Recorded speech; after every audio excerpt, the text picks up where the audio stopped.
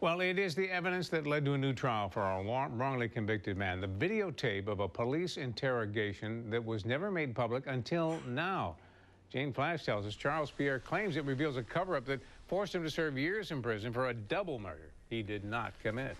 Well, Don, this summer at a second trial, a jury did find Charles Teddy Pierre not guilty of that double murder and arson. Pierre is now suing Rochester Police and the District Attorney's Office. He says evidence that pointed to another man was covered up, and some of that is on tape. Prosecutors had sought the death penalty. Serving 4 life sentences in Attica, Charles Pierre twice thought about taking his own life. You're telling yourself, maybe if you kill yourself, the victim's family might feel good. While Pierre sat in prison, Kathy Boyd was racked with guilt. I have felt that guilt because that's an innocent man who is sitting in prison for the rest of his life. That's Boyd during a police interview in May of 2012. She lived in an apartment behind where 2 people were murdered a decade earlier. She says that very night her husband, Daryl Boyd, confessed he killed them to steal money for crack. He goes, I did it. He goes, I killed him and I set the house on fire.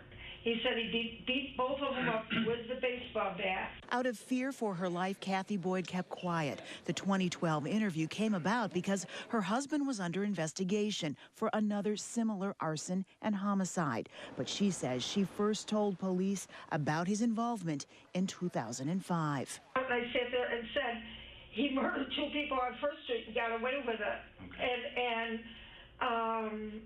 I remember his look, and he was like just begging, please don't say anything more look. That was during a domestic violence call. The police report backs her claim. Quote, she stated Daryl Boyd was responsible for the arson homicide. At the very least, though, ethically, legally, morally, they should have told Mr. Pierre. Pierre's attorney says the new evidence was not only ignored, there was an attempt during that later interrogation to cover it up. Did you ever write any letters to Pierre? No. You never talked to him, never said anything? No. Okay. I thought about it. No. It tells me that they weren't interested in the search for the truth, just like they weren't interested in the search for the truth in 2002.